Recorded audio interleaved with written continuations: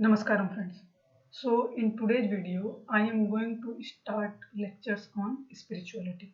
Okay, I see many videos, I experiment on by my own on various things, and I search many dimensions of spirituality, talk to people and try to find out its core in different geographical areas, in every continent, in every biomes, or you can say everywhere, from the cosmos to the atom. Everywhere I try to find out the core of spirituality and how it works, and why people are fascinated about it, and why it is the most intriguing one.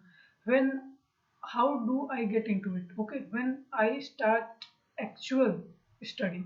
Okay, earlier that I um, go to university, got graduated, got post graduated, but actually just taking exam, pass out, getting marks, getting grade, and that is.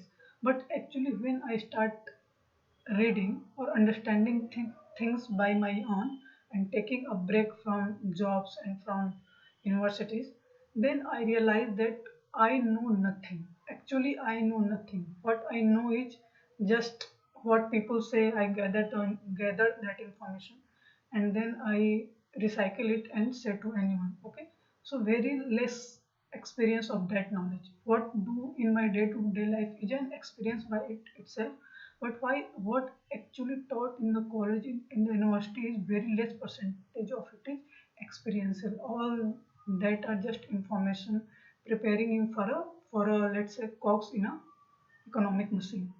So I realized that I have to figure it out by myself. So I see many videos of Indian gurus, mystical gurus of the various parts of the world, and I also see many documentaries on nature, space, and I start practicing yoga, meditation, and spirituality, some sadhanas of spirituality, so that I understand it.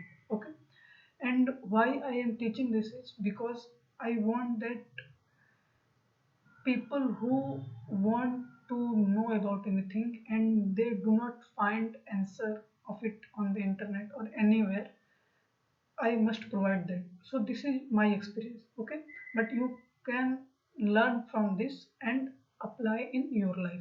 Okay, so first, it this curiosity, this seeking actually occurring within you. It is not just a movie or a documentary or a stuff that you want to see or experience it for enjoyment.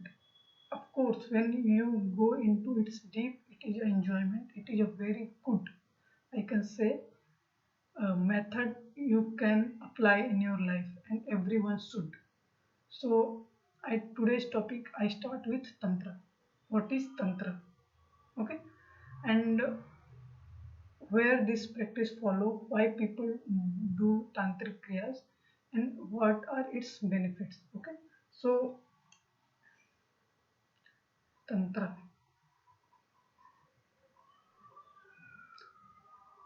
Tantra is a kind of practice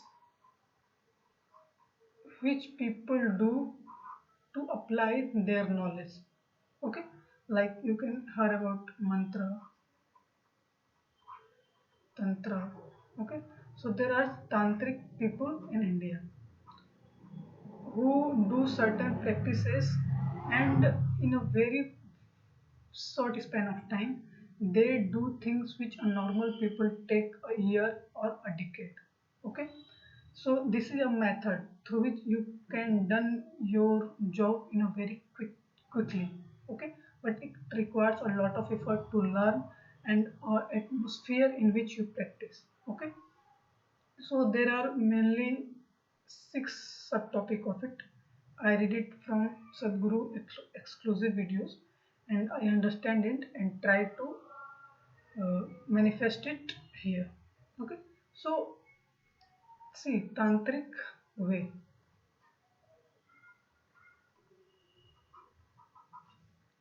So see, let's say there are n tantrics. So practice of each one is different. Okay, based on their geographical areas, their atmosphere in which they practice, purpose, And is it real or fake? The most debatable topic. Okay. So who practices in a real way and in which, because geographical area is a very important factor. This this thing require a very conducive geographical area, very good atmosphere, and also purpose is also, see, good or bad you can define, but purpose is also a purpose. Maybe it is good, maybe it is bad. Okay, what you think bad may be good for someone else. Okay, so let's say many people use fire to create their own god. So it is a tantric process. Okay, they use fire to create their own god and take this god with you wherever they go, so that a fear of something is lost in themselves. So this is a method through which they can practice it, and it is prevalent in, I can say, almost every part of the India and most of the part of the South Asia. Okay, and you can say Asia. Okay, because where in Buddhism, just a minute,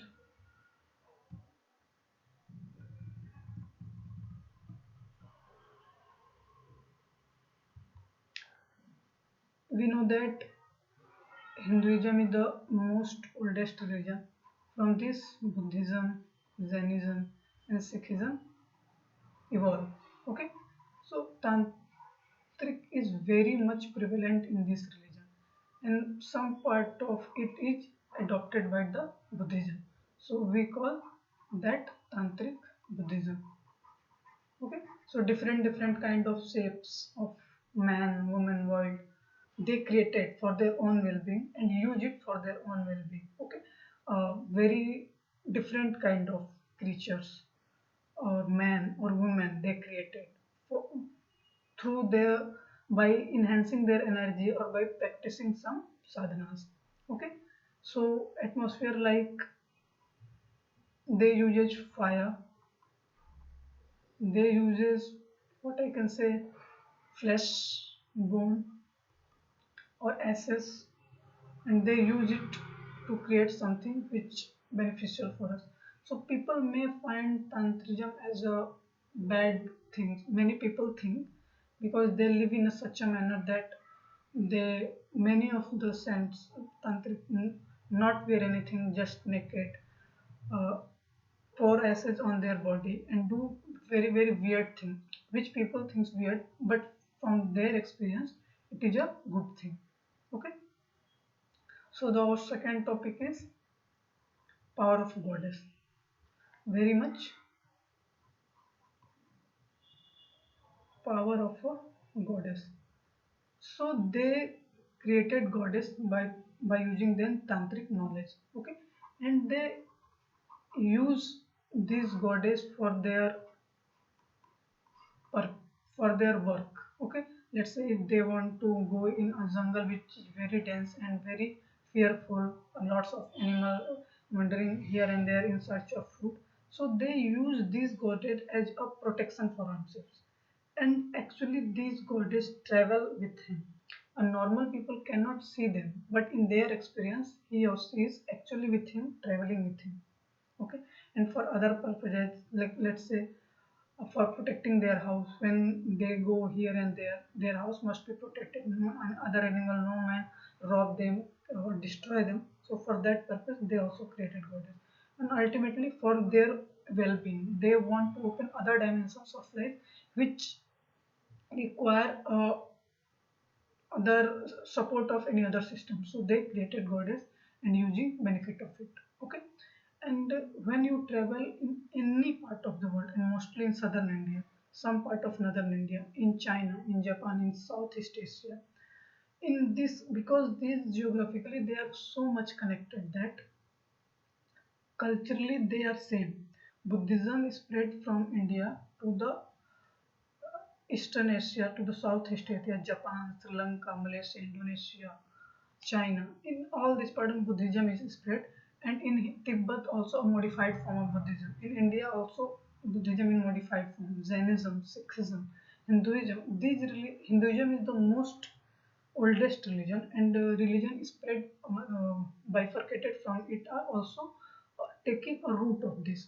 So you can say culture of Hinduism is very old. People said 15,000 years old. Okay, what said by Darwin is 150 years old, but the same theory is propagated in Hinduism 15,000 years old. Same, parallelly they are going on. So you can say that people devote their life in search of what is the nature of life, and they give different answer of different question at that time. So nowadays we study in the form of Vedas, in the form of Puranas, in the form of other scriptures, other literature. So we have to use our past knowledge, understand it, and apply it in our for our present problem and for the future problem. Okay, so this is also a solution of some kind of problem, because when you want to solve problem of a human being or any other creature, or let's say for the whole creation, you have to pick each and every atom. Okay, so let's say for example I particularly talk about human being. So there are currently 7.8 billion human beings living on this planet. Okay, so if you want to solve their problem, so problem of each and every individual is different. Maybe a problem, a single problem constitute a 1 crore, 1 billion people or 2 billion people, but when you go a core of it, problem of each and every individual is different. So if you want to solve each and every problem, you have to go into the depth. Okay, so different types of problem: money problem, wealth, health problem, education problem, power problem, or you can say knowledge problem, many types of problem. So you have to solve it from its core, and you cannot apply any solution of any problem to any particular. Okay, because what I want is totally different from what other person want.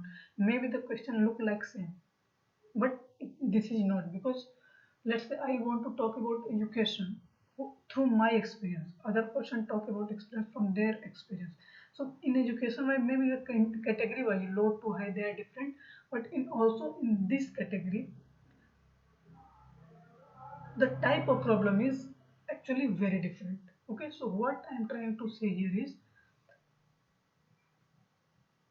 if you want to solve all problem, you have to go into depth of each and every problem and open each and every dimension and solve it. It may be related to any subject: history, geography, economy, politics, physics, chemistry, biology, psychology, sociology, philosophy, spirituality, anything. But the core is everyone want to know the solution of their problem. Okay, so that person is called seeker. Okay, at what extent you go to find your answer is a matter of fact, and it varies person to person. Many people do may take their life into danger. Many people just settle for a surface. Many people go a midway and just return. Okay, so it varies from person to person. But a person who go, or you can say sacrifice their life or devote their life to solve the problem of their question, they are actually giving solution to the whole world in the coming future and in the present generation. So the third area is bring your imagination to life.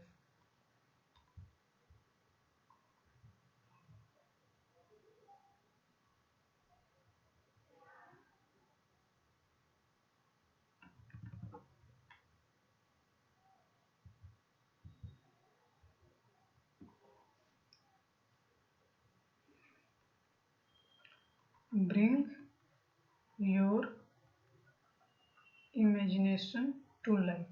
Bring your imagination to life means what you imagine. If you have a proper energy, proper technology, proper mantra, then you create that form as a life form in front of you. Okay, so what basically this topic is trying to tell you. Okay, let's say I'm thinking about an apple, then that apple manifests in front of me at the moment. So it require a synergy between your energy, your imagination, and the power of your mantra, so that that thing is created in front of you. Many people say it magic. Many movies or in When I talk to people, many people say that yes, these type of things many people do in the past and also in present, but people live in forest or in the isolated places where very few people reach or can go. Okay. Just they say this, it appear in front of you. Okay. So bring your imagination to life. Bring your imagination to life means what you imagine first manifest into your mind and then put it in the form of let's say whatever you think on the ground, so that many other people take benefit of it. Okay. So there is a very famous story about a person who built Shiva's temple in their heart. Okay. And actually Shiva come there and live there. Okay. So it requires energy, devotion, dedication, honesty, integrity. When all these things match up, then this is possible. Okay. So bring your imagination to life and be honest. Otherwise, it will not work. Whatever you try, whatever hard you try, it will not work. If you are not honest, not dedicated, okay, and not imaginative enough, and overflow of humanity.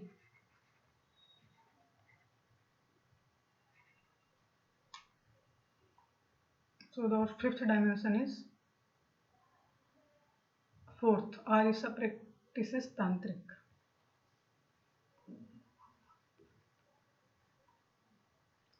Arisa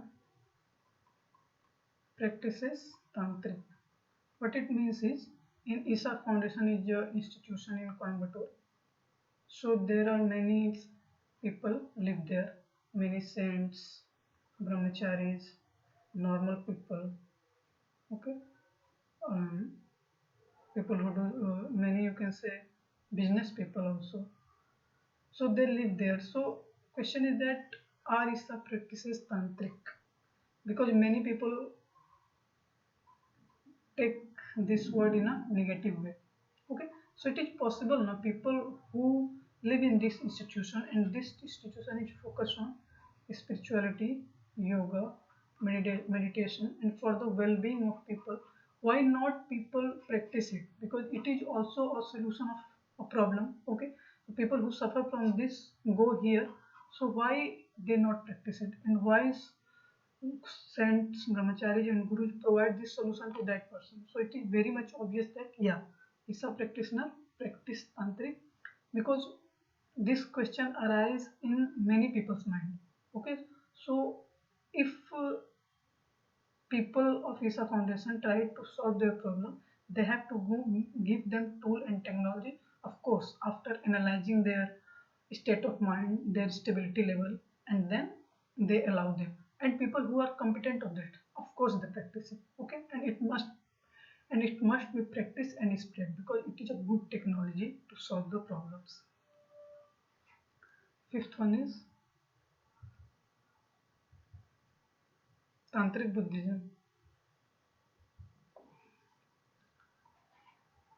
Tantric Buddhism. So, as I told you earlier, Buddhism is a branch of Hinduism. So, in Hinduism, is tantric practices is practiced in a very complex and very sophisticated manner. Okay, so Buddhism takes some part of it and practice and inculcate in their religion. So when you go in Tibet, in Himalayas, many Buddhist people follow this. Okay, so it is in their temples, in their stupas, these types of images of or paintings of, you can say, Dhakini, Ragini. This is a name of tantric god and goddesses. You can find there. That means a very weird type of images of animals, man, woman, plants. So this is a part of Tantrism of Hinduism. So Buddhism take it and adopt it and evolve in their culture and present in a different manner. Okay. So the sixth dimension is secrets of Tantra, I think.